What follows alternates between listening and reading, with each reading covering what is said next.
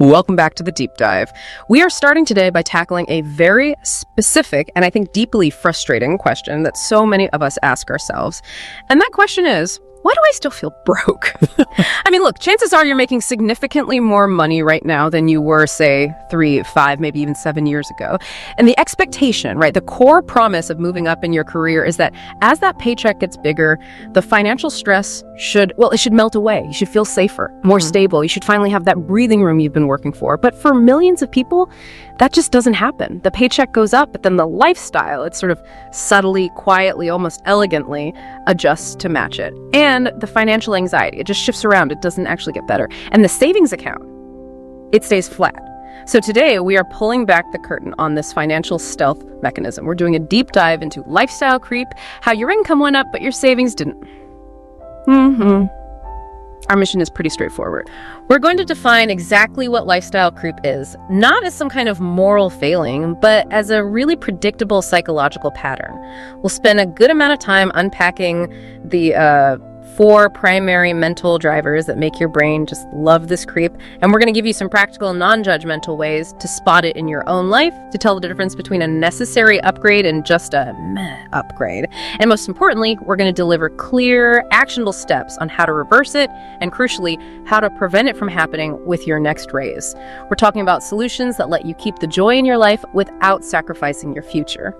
To help us navigate this tricky territory, I brought in a behavioral money coach. He's worked really intimately with people who, on paper earn enough, but feel like they're perpetually just treading water. Thank you for having me.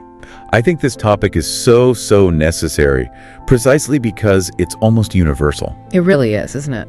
There's almost nobody who's had some career success who hasn't fallen victim to this at least once. I mean, I certainly have. It's a pattern you really have to actively fight. I really appreciate that honesty. We're approaching this from a place of experience, not judgment. We want you, the listener, to feel seen here, not shamed. So before we even define the term, I want you to just do a quick mental check-in. Think back to your income 5 years ago and your income today. Now, compare how you felt about your financial stress then versus now. Did it actually get dramatically better, or did it just shift to a higher, more expensive set of bills? And that reflection is so vital because it gets to the emotional truth of it. People are often earning double what they used to, but their sense of fragility. What do you mean by fragility? That feeling of, what happens if I lose my job tomorrow? That feeling is exactly the same. They've just upgraded the panic button. Wow, that's a powerful way to put it. Okay, let's unpack that. Segment 1. What is lifestyle creep, really? Let's get a clear, plain English definition on the table. Okay, so the simplest, maybe most brutal definition of lifestyle creep is this. It's the natural human tendency for our spending to silently and gradually expand. To fill the space. To fill the entire space created by our increased income. Yeah. So when your paycheck goes up, instead of that extra money creating a margin, a cushion. For savings or paying off debt. Exactly, for savings, debt payoff, investments. Instead of that, the difference is just quietly absorbed into your daily life. I've heard the analogy that spending is like a gas. It expands to fill whatever container it's in. You give it a bigger container with a raise. And it immediately fills it up, leaving no empty space behind.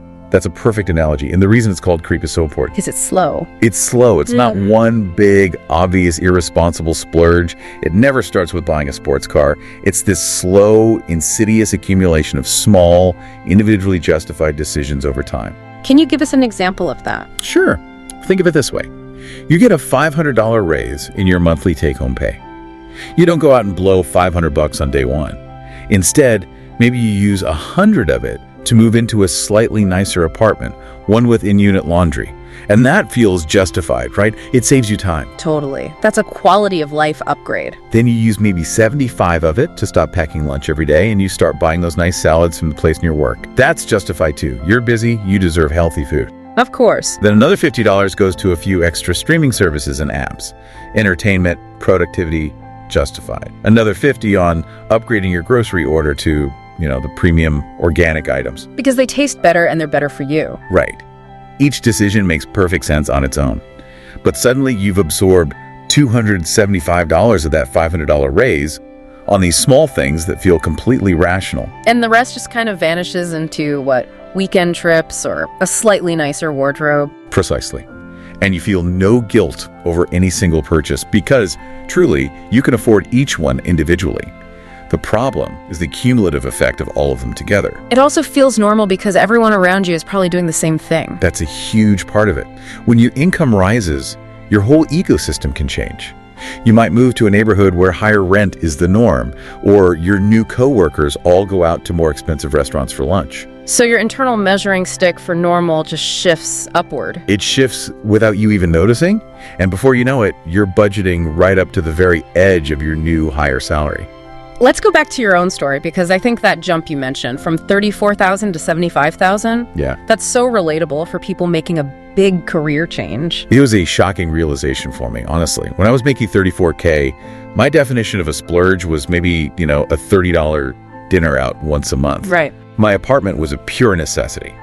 It was cheap, I had roommates, and it definitely had its character flaws. My entire focus was on minimizing what went out the door, because I had to. And then the big jump happened. Yeah, and when I hit that $75K mark, the first $10,000 of that raise just vanished almost instantly into fixed costs. I moved. A justifiable leap, you could argue. Oh, absolutely. I used the money to move into a place that was safer, closer to work, and had the amenities I felt like I had earned after years of sacrificing, the in-unit laundry, a gym in the building. The things you've been dreaming about. Exactly. But the rest of the creep, that was in the much more subtle daily shifts. I just stopped looking at prices for basic things at the grocery store. You didn't have to anymore. Right. My coffee went from instant to high-end artisanal blends. My travel upgraded.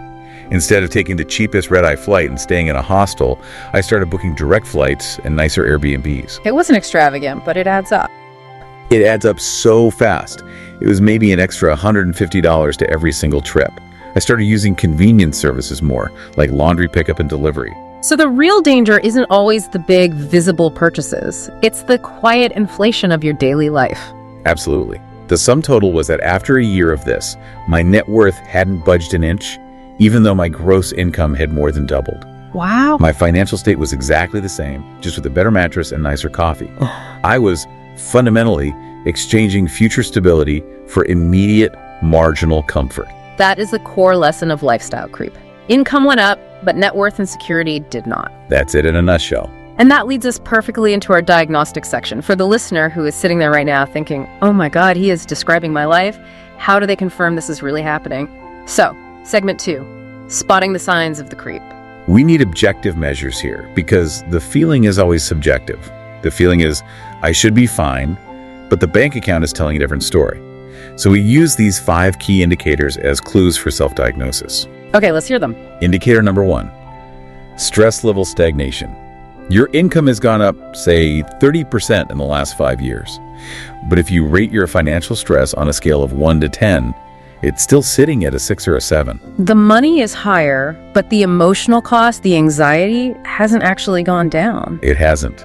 And that's because your new, higher baseline of fixed expenses now requires you to perform at that higher income level just to feel the same level of anxiety you had before. So you're basically running faster just to stay in the same place, emotional. Precisely. Okay, indicator 2, the 2-week high. You get that raise, that bonus, that big check, you feel great, you buy yourself something small to celebrate, and then within 14 days, that psychological cushion is just gone. And you're back to anxiously checking your account balance before the next payday. You got it. The increase was absorbed so quickly that your brain didn't even have time to register it as a permanent financial shift. Okay, that's a big one. What's number 3? Indicator 3, fixed expenses absorption. This is critical. Lifestyle creep loves to take hold in large, recurring fixed expenses first. Like rent or a car payment? Exactly. Right. So maybe when you made $50,000 a year, your rent was 25% of your income. Then you start making $80,000 and you think, great, I can afford $500 more a month in rent. Which feels reasonable. It does. But that $500 jump suddenly pushes your housing ratio right back up to 30% or maybe even 35% of your new income. The raise was just used to buy a more expensive cage. And that's where the margin, the breathing room, just disappears instantly. Yes. If a big chunk of your raise goes into fixed costs, you've basically baked the creep right into your long-term obligations. It makes it almost impossible to reverse without a major life disruption. That is a trap. Okay, indicator 4. Indicator 4, the aesthetic versus stability mismatch. This one is simple. Look around your home, look at your clothes, look at your social media feed from your last vacation. The visual evidence. Yes. Does your visual lifestyle look dramatically better than it did 5 years ago? If the answer is yes, then go look at your net worth statement, your savings, your investments, minus your debts. And ask if that reflects the same dramatic growth. Exactly. If your ascetic growth has far outstripped your stability growth, you have lifestyle creep. I like that distinction. The visible stuff got a lot nicer, but the invisible foundation, the security, it didn't. And that leads to the last one, indicator 5, the fragility test. Okay. If your current take-home income dropped by 20% tomorrow, maybe a job change, you lose a bonus, the spouse's career shifts, would you immediately feel like your entire financial life would just collapse within 60 days? If the answer is yes. That sheer terror is the sign that you have zero margin. You're earning high, but you're living paycheck to paycheck at a very high altitude. You have no buffer. And what's so fascinating there is that the person making, say, $120,000 a year who fails that test, they often feel worse than the person making $40,000 who's intentionally built a small emergency fund and has really low fixed costs. Because the fall is so much greater, the person earning $120K has built a fixed expense base that requires $100,000 just to maintain. The margin is the same, zero, but the consequences of a collapse are so much bigger. So lifestyle creep doesn't just increase your spending. No, it silently raises your minimum cost of existence. Yeah. And that traps you into needing that perpetual high income forever. That sets the perfect stage for our next section. We have to talk about why our brains do this. You can't solve a problem if you only look at the symptom, which is the spending, and you ignore the cause, the psychology. Exactly. So segment 3, why your brain loves lifestyle creep. The key thing to realize here, we said it before, is that this is not a character flaw. This is just a consequence of these deeply ingrained human psychological default settings. We have to outsmart our own biology. Okay, so what's the first driver? Psychological driver number 1 is adaptation. It's also known as the hedonic treadmill. We are just wired as humans to quickly adapt to new things, whether it's pleasure or pain. Okay. So when you get that raise or you move into a nicer place, there's this big initial surge of dopamine. You feel happy, you feel satisfied, but that feeling is always temporary. Your brain rapidly processes this new level of comfort as the new normal. The new baseline. The new baseline. So the new luxury isn't a luxury anymore. It's just Tuesday. Huh. Right. After maybe 3 months, you don't even notice the in-unit laundry anymore. All you notice is that your kitchen still feels a little too small. The hedonic treadmill forces you to constantly seek the next greater upgrade just to get that same initial feeling of satisfaction back. And the brain never just says, okay, stop, we've had enough, just save the rest. Never. The default setting is always more. Okay, what's driver number 2? Driver 2 is the I deserve it loop, or reward spending. And this one is maybe the most insidious driver in our current high-stress work culture. Because we're all burned out. We're chronically overworked, we're stressed, we're experiencing burnout, and money becomes this really convenient, immediate medication for that exhaustion. You've put in a 60-hour week, you miss dinner with your family, you're just wiped. And you think, I worked hard for this money, I deserve to not cook tonight, or I deserve this new gadget that's going to make me feel better right now. But I need to push back on that a little. What if that takeout order is genuinely the only thing keeping a burned out parent sane that night? That's a great question. What if that expense, which looks like creep on paper, is actually a necessary defense mechanism against a total collapse? How do we draw the line between real self-care and creep? That is the right question, because the line is blurry. The difference, I think, comes down to intentionality and frequency. Okay. If ordering takeout once a week is a budgeted, conscious choice that, reduces household friction and stress, that's a good upgrade, which we'll get to. That's a tool. It's a tool. The I deserve it loop becomes creep when that reward spending becomes the default response to every little dip in your mood or your stress level. And it's done unconsciously without accounting for it. It becomes medication, not maintenance. Exactly.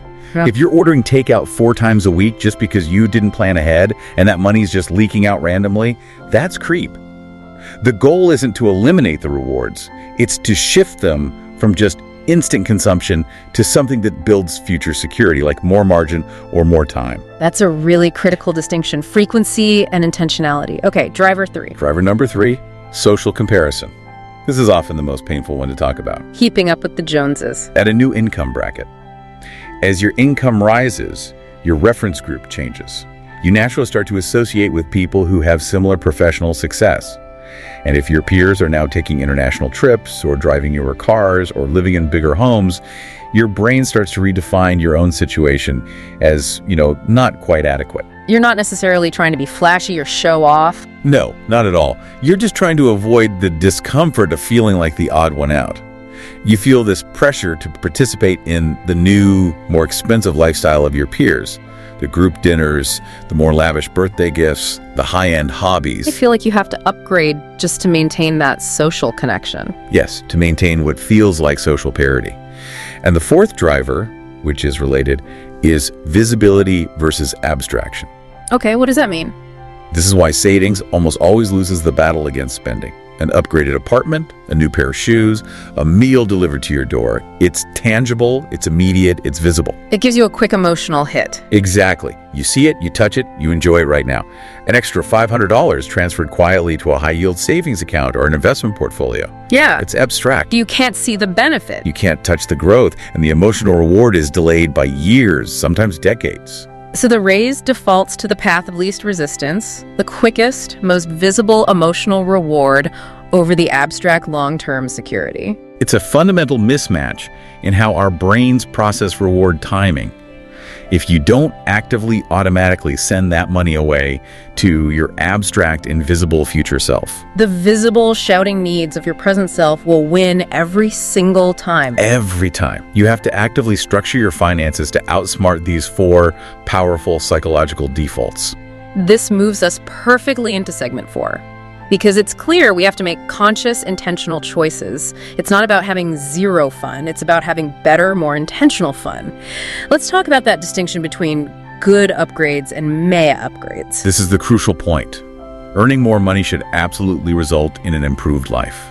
The problem is not the upgrading itself. It's the unconscious upgrading. Okay. The core question we use to filter every single expense is this. Does this upgrade meaningfully improve my life, reduce chaos, save me significant energy, or align with my core values while still allowing me to maintain a significant financial margin? That's a heavy question. Let's start with good upgrades, the ones that genuinely support your life, not just decorate it. Good upgrades are the ones that buy back your time, improve your health, or fundamentally reduce debilitating stress. For example, moving from an apartment with mold or serious safety issues to a clean, quiet, safe place, that's foundational. Non-negotiable. Or upgrading from a car that's constantly breaking down and costing you $1,000 in repairs and 10 hours of stress every month to a reliable, even if it's slightly more expensive vehicle. That is an investment in your stability. It prevents future problems. Yes, investing in your health, whether it's high-quality food, a gym membership you actually use, or therapy to manage stress, or paying for services that genuinely reduce household chaos, especially for dual-income households. Look at the cleaning service. A cleaning service once or twice a month, or using a laundry service when you're facing a huge deadline at work. This buys back mental bandwidth and time that is worth far more than the actual cost. So those are upgrades that actually create margin, even though they cost money. Precisely. They are investments in your personal operating system. Now let's contrast that with the meh upgrades. Okay, the ones driven by those psychological defaults. Exactly. The ones driven by hedonic adaptation, convenience, or social comparison. Meh. Upgrades are the ones that offer a quick, low-impact thrill, become invisible almost immediately, and offer almost no real improvement in your stability or health. Give us some examples. Moving from a safe, perfectly adequate apartment to one that's $400 more expensive purely for luxury finishes, or a small pool you literally never use. Or leasing a brand new car when your paid-off car is perfectly reliable, just because you want the latest tech dashboard. Yes, that's a huge one. We also see huge leakage in subscriptions that go unused. The streaming service you signed up for just to watch one show, the monthly subscription box you haven't even opened. And the most common one. Constantly upgrading perfectly functional technology because of FOMO. Or that chronic habit of ordering food delivery 4 or more times a week, simply due to a lack of planning, not because you genuinely wanted that specific food. So the litmus test you mentioned before is the loss test. If I lost this tomorrow, would my life actually feel worse, or would I barely even notice? That's it. Because if you wouldn't notice, that money is just vaporizing. And that vaporized money is the core of the creep. And that's exactly where we can start reversing the process. Okay, let's move into the action phase. Segment 5. Diagnosing and reversing creep, the action plan. The mindset here is so key. Gentle awareness, not criticism. So where do we start the investigation? We begin with what I call the spot the differences exercise. This is about establishing facts, not feelings. Curiosity turns you into a problem solver. Criticism just turns you into a punching bag for yourself. Okay, so what's step 1? Step 1, establish the baseline. Choose a then time, 3 to 5 years ago when your income was noticeably lower, and be meticulous. Write down your approximate income, your housing costs, transportation costs, how often you ate out, and what you considered a splurge back then. Get a really realistic picture of the cost of your old life. And you have to be honest here. Don't romanticize how cheap it was, just state the figures. Exactly. Step 2, establish the current snapshot. Write down your current income, housing cost, car payments, your eating out and delivery frequency, and then list every single recurring subscription or service you pay for. And then step 3 is compare them. Step 3, analyze the pattern. Where did the spending expand? Was it the big stuff like housing? Was it convenience like DoorDash and Uber? Was it all those little subscriptions leaking out? Identify the 2 or 3 biggest categories of difference. And once you have that pattern, you move to the 3 revealing questions. We mentioned one already, but let's go through them. First, what did I upgrade and why? This forces you to confront the intention. Did you move for safety, which is a good upgrade, or just for aesthetics, which is a meh one? Okay. Second, which of these upgrades actually makes my life meaningfully better? Oh. You might find that the extra $200 for the luxury apartment didn't make you nearly as happy as the $50 for the monthly cleaning service did. And the third question gives you the roadmap for action. Right. If my income dropped by 20% tomorrow, what would I cut first? That list you generate is your immediate roadmap for reversing creep, because your gut already knows those things are optional and disposable. The low-hanging fruit. Exactly. That list of 3 streaming services, the delivery apps, the unnecessary car upgrade, that's where you start the intentional rollback. This diagnosis is so important for handling future growth, too. Let's talk about the defense mechanism for the next time you get a raise. Segment 6, the raise split rule. This is all about prevention. Because if you wait until that bigger paycheck just hits your account, those psychological drivers, especially the I deserve it loop, will immediately start acting on the full amount. You have to get to the money first. You have to redirect the money before it ever gets a chance to feel like available spending money. The rule is simple. Every single time your income increases, you split that net increase between 2 buckets, future you and current you. So future you gets stability and current you get an intentional, controlled lifestyle glow up. Now, why do we need the current you bucket at all? Why not just be disciplined and send 100% of the raise to savings or debt? Isn't that the fastest way out of the hole? It's the fastest way, absolutely. But it is rarely the most sustainable way. If you send 100% of the raise to savings, you violate that reward driver we talked about. You get no immediate positive feedback. None. Your brain registers that you did more work for more money, but you saw 0 tangible present benefit. And this leads to resentment, feeling deprived, and often an eventual financial binge where you just blow through savings because you felt too restricted for too long. So by giving a piece of it, say 40% to current you, you satisfy that need for immediate reward and enjoyment. It makes the sacrifice of the other 60% psychologically palatable and, most importantly, sustainable for the long haul. Okay, so the suggested starting ratio is 60% of the raise to future you debt, savings, investing, and 40% to current you for intentional upgrades. Let's use that scenario from earlier. $300 more per month in take-home pay. That $300 needs a purpose instantly. Yeah. So $180 goes to future you. Maybe that's an extra $90 to your highest interest credit card and $90 into a diversified investment fund. And that happens automatically. And the remaining $120 that goes to current you. And you decide, intentionally, I'm going to use this $120 to upgrade my weekly fresh produce and take my spouse out for one really nice dinner a month. The power here is the automation, right? That's the antidote to the visibility driver. That $180 just goes straight to an abstract account where your brain can't easily get to it for impulse buys. Exactly. And let's get into the literal steps for setting that up, because this is where so many good intentions die. Okay. Step 1, calculate the exact net raise. Find the exact dollar difference that hits your checking account each paycheck. Yeah. Don't use the gross salary number. Taxes and deductions will just confuse things. Get the real number. Get the real number. Step 2, determine your ratio. Maybe 60-40 feels right. Or if you have a huge credit card debt you're trying to kill, maybe you push it to 75-25 for a little while. Then set it up. Step 3, set up automated transfers. If your check hits on the 15th, you schedule that $180 transfer for the 16th. And crucially, that transfer has to go out of your primary checking account and into a specific, dedicated savings or investment account. If the money stays in checking, it's fair game. It's gone. And step 4, label the current you money. That remaining $120 has to be intentional too. If you just leave it in the main account, it'll leak out. $5 here, $10 there. So you consciously allocate it. You consciously change your budget. My grocery budget just increased by $80. My dining out budget just increased by $40. This replaces unconscious spending with intentional spending.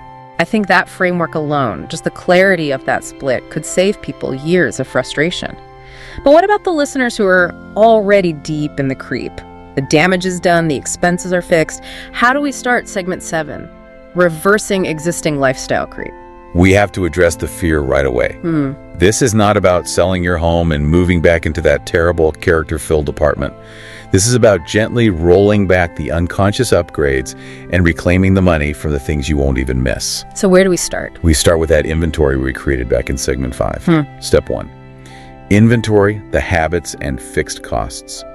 List your top 10 items of creep: the unnecessary subscription, the high car payment, the daily expense of coffee, the food delivery budget. Okay, list them all out. Step 2, circle the cuts. Use the list you made from the fragility test. Circle the 1 or 2 things that deep down you would cut first if disaster struck. Those are your targets, because your psychological resistance to cutting them will be the lowest. And then step 3 is taking action.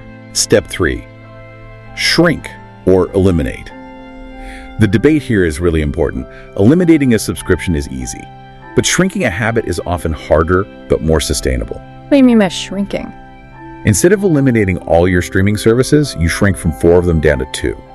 Instead of eliminating all restaurant meals, you shrink your dining out budget by 30%. If you spend $400 a month on delivery, you aim for $250. Shrinking feels less psychologically threatening than eliminating. It feels like an adjustment, not total deprivation. Exactly. And for those really big fixed costs, like a high car payment, you might not eliminate it tomorrow, but you start planning the rollback. You refinance for a better rate, or you commit that your next car will be a reliable, paid-for used vehicle. Shrinking creates margin right now. Okay, and step 4 is critical. Step 4, redirect purposefully. I cannot overstate this. If you successfully shrink your spending and you reclaim, say, $200 a month, and you just leave that $200 in your general checking account, It will evaporate. it will evaporate. It'll turn into miscellaneous shopping, extra trips to Target, forgotten impulse buys. You must immediately redirect that freed up $200 toward a specific goal, a debt payment, a retirement fund, a specific savings target. Yeah. Give that money a permanent job. The moment it's saved, it has to be spent on future you. Yes. And finally, step 5, run a time-bound experiment. Frame the rollback as a 3-month test, not I'm giving up takeout forever. Right. For the next 3 months, we are experimenting with reducing takeout to twice a week to see how much we can save for our travel fund. This gives you a sense of power and flexibility. It's a data collection exercise. It is. And at the end of 90 days, you check in. How much did we achieve? What did we miss? What did we barely even notice was gone? The things you barely noticed are gone forever. The things you really missed can be brought back intentionally, but only if you can still maintain your savings margin. That reframing turns what feels like a burden into a powerful experiment. Now, we have to address the social side of this. Segment 8, navigating the conversation with a partner. If one person is hearing this and having a big realization, how do they bring this up without sounding like they're accusing their partner of overspending? This requires a lot of empathy and a careful strategy. The goal is always to make it us versus the problem, not me versus your spending habits. Okay, so strategy number 1. Strategy 1, pick a calm, neutral moment. Do not start this conversation when you're frustrated about a bill or right after your partner made a big purchase. Choose a weekend morning over coffee or during a dedicated time you set aside for finances. Set the stage for success. Exactly. Strategy 2, lead with shared discovery. Start by framing this realization as a learning experience using neutral language. Say something like, hey, I was listening to this deep dive about a pattern called lifestyle creep, and I had this light bulb moment that it might have happened to us. You're not pointing fingers. I'm not pointing fingers, but I feel anxious that we're both working so hard and not seeing the benefit in our savings. This uses an external source, this deep dive, for example, to introduce the concept without any judgment. That takes the burden of blame off the person who's bringing it up. Absolutely. Strategy 3. Share feelings and a vision, not rules. Explain your anxiety about the stagnant savings, and then articulate a positive vision that you both can share. So you avoid saying, we need to cut our takeout budget. Right. Instead, you say, I love our life, but I'm worried that if one of us lost our job, we'd be completely stranded. I'd love for our future raises to actually feel like they're changing our future, giving us a safety net, not just making our present slightly fancier. You're connecting the austerity, the cutting back, to the positive outcome of safety and freedom. Yes. And strategy 4, acknowledge and reassure. Your partner's immediate reaction might be fear. Fear of going backward or being deprived. You have to acknowledge that. Say, I hear you, and the last thing I want is for us to feel deprived. We deserve enjoyment now, but we also deserve real safety later. The goal is better fun, not less fun. That's the key. And finally, when you get to the action steps, make it collaborative. Use that time-bound experiment idea. Could we agree to try cutting back on just these 2 things, maybe the delivery apps and that gym membership we never use, for 90 days, and just see how quickly we can fill up our emergency fund? And when the next raise comes, you invite them to set the raise split ratio together. I was thinking 60-40, but what percentage feels fair to you to put toward our future? That collaborative planning leads to shared ownership and sustainable change. Because if they feel like they're being dictated to, they'll find ways to sabotage the effort, even unconsciously. 100%. Okay, let's pivot to segment 9, because the pressures don't just come from inside the home. When you get a raise, you often become the one with the good job in your family or social circle, and suddenly you're expected to pick up more checks or be more generous. How do we manage those external expectations? This is one of the toughest forms of social creep. If you're not careful, your raise ends up subsidizing everyone else's lifestyle, and your savings account is the one that suffers. The core truth here is that your income growth does not obligate you to spend more money on other people. So how do you set that boundary without sounding cold? Strategy 1. Separate spending from friendship. When you're planning social events, focus on the connection, not the venue. If friends suggest a really expensive restaurant that's outside your new intentional budget, use a boundary phrase that values them over the expense. Like what? You could say, that spot looks amazing, but it's a little outside my budget right now. I'd genuinely love to catch up, though. Could we maybe pivot to that cheaper taco place instead?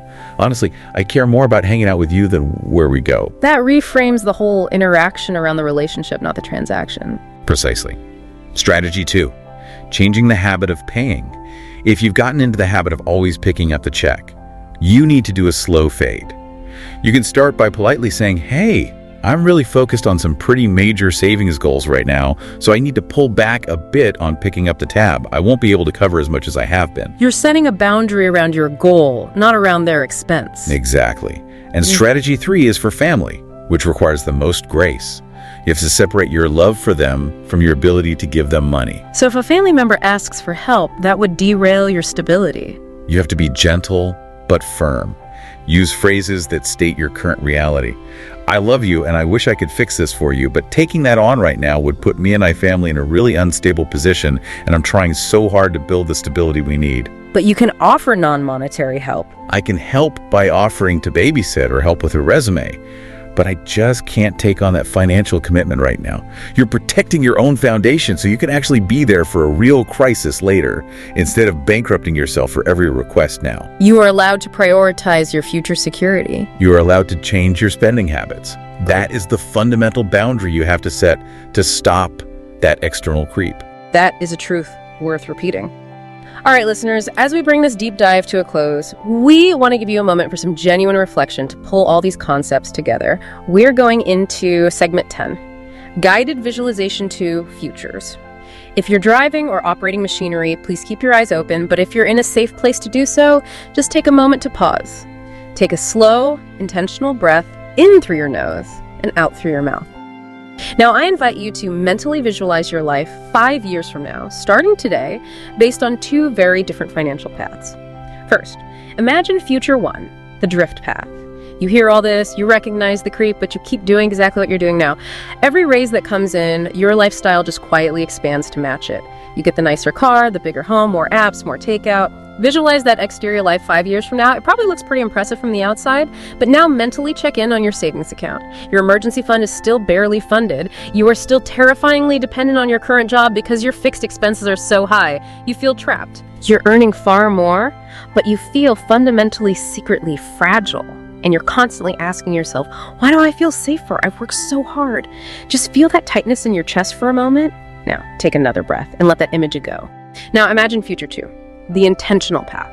Starting today, you implement the raise split rule. You consciously redirect 60% of every raise to future you. You run those time-bound experiments, you roll back 2 or 3 of those meh upgrades that you barely notice are gone. You still enjoy your life, you still upgrade, but you prioritize margin and stability above all else. Visualize yourself opening your financial dashboard 5 years from now. You see a solid emergency fund with 6 months of runway. You see your debt is way down and your investments are finally gaining real momentum. And you feel fundamentally calmer, more secure, less panicked. You have options. The option to take a lower paying but more fulfilling job. The option to tell a toxic boss no. The option to help a loved one in a real crisis without destroying your own life. This wasn't achieved through misery, it was achieved through intention. You stopped letting lifestyle creep make all the decisions for you. Feel the lightness and the power of that control. That is the feeling you are buying with every intentional dollar you save. Take one more deep breath in and out, and bring your focus back to the present. I really hope that comparison resonates. Because that power to choose future two starts immediately.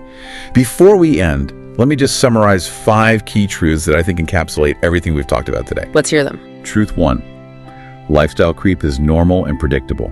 It means you're human. You're experiencing these powerful psychological defaults. It does not mean you are a financial failure. Truth 2. The danger is not upgrading your life. The danger is trading future safety for marginal short-term comfort by upgrading everything unconsciously and eliminating your margin. Truth 3. Every single raise is a fork in the road.